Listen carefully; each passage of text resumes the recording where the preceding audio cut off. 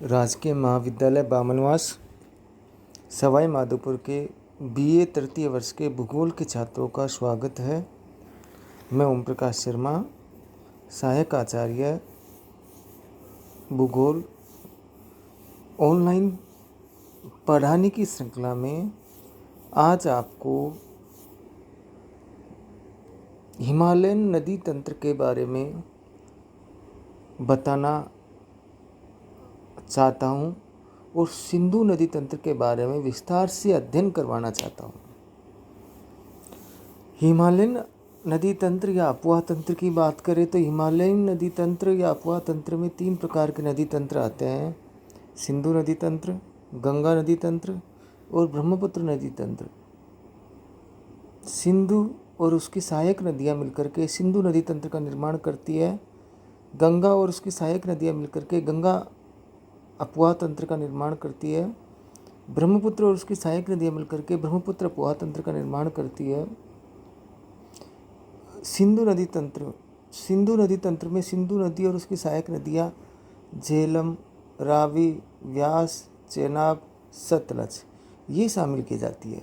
सिंधु नदी का उद्गम तिब्बत से होता है और उसके बाद ये अरब सागर में ख़त्म होती है।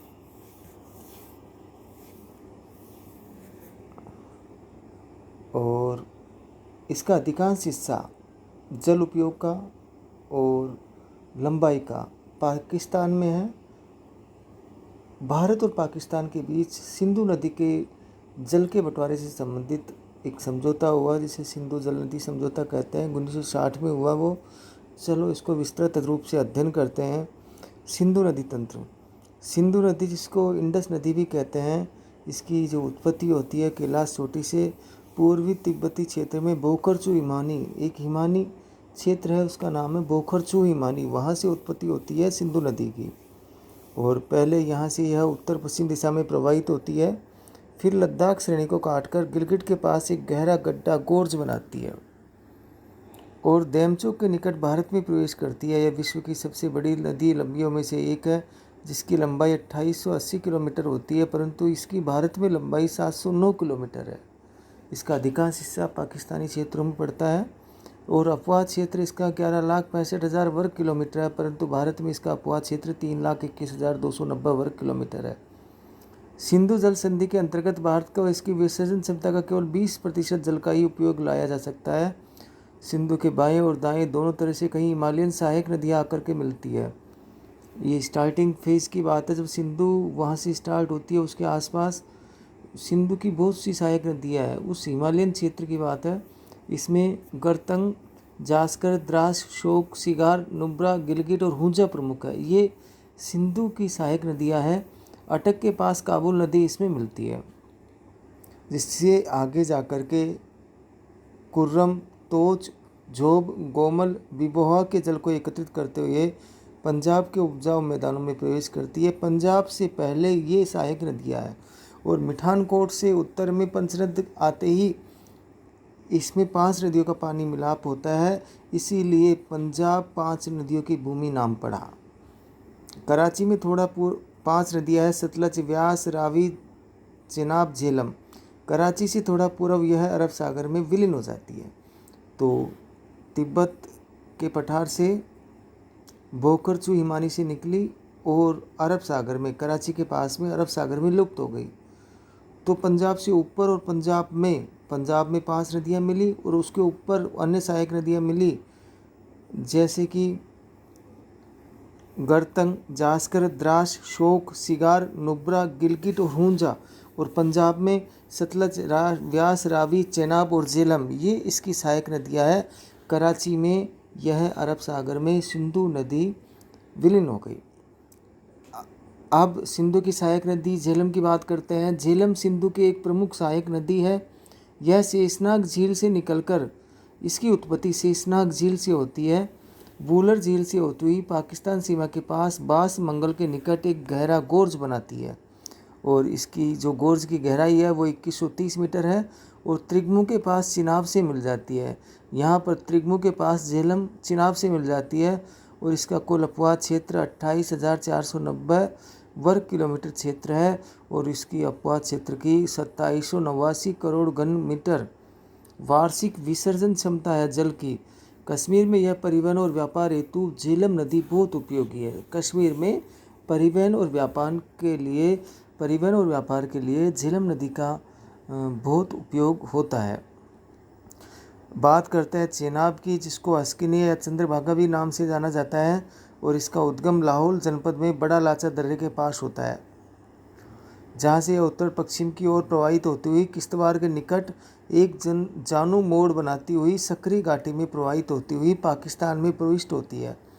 चेनाब की कुल लंबाई 1180 किलोमीटर है और भारत में इसका 26,755 वर्ग किलोमीटर अपवाद क्षेत्र है।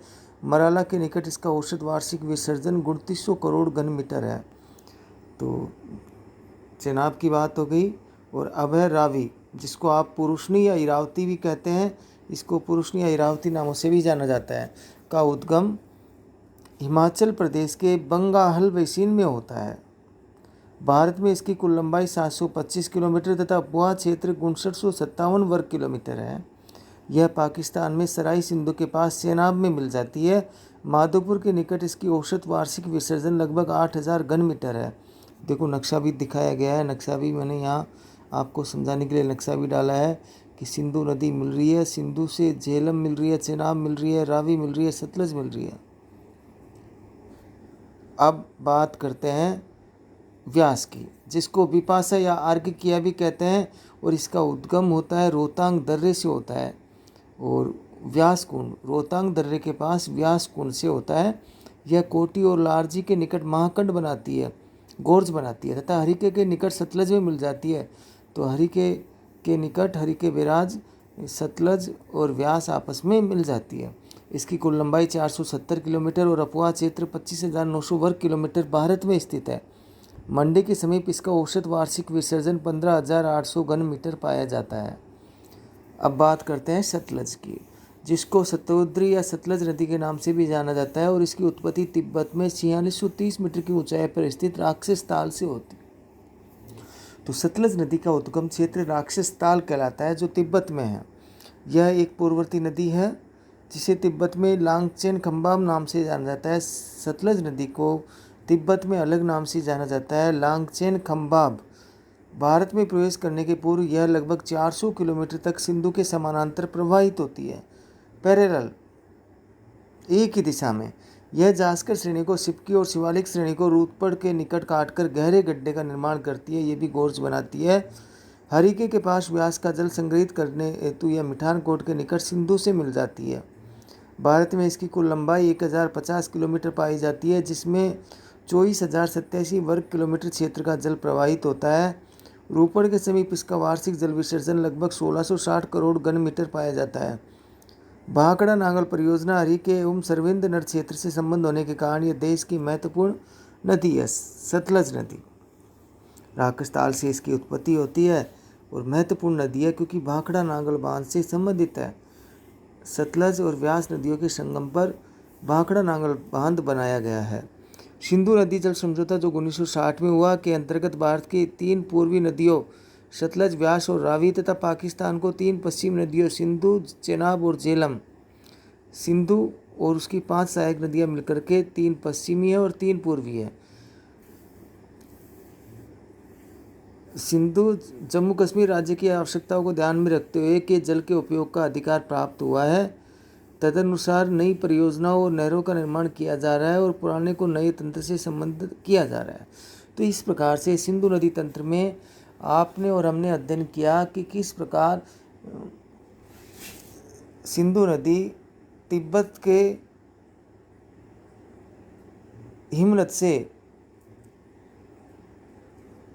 बोखरसो हिमनद से निकलने के बाद सहायक नदियों से मिलती हुई अरब सागर में विलीन हो जाती है। तो सहायक नदियों के मिलने का क्रम पंजाब से ऊपर सहायक नदियाँ, लद्दाख और द्रास क्षेत्र में वो सहायक नदियाँ अलग होती है। पंजाब में रावी, व्यास, सतलज, झेलम, चेनाब ये नदियाँ होती है। तो इस प्रकार से सिंधु नदी तंत्र का आपने और हमने विस्तार से अध्ययन किया। धन्यवाद।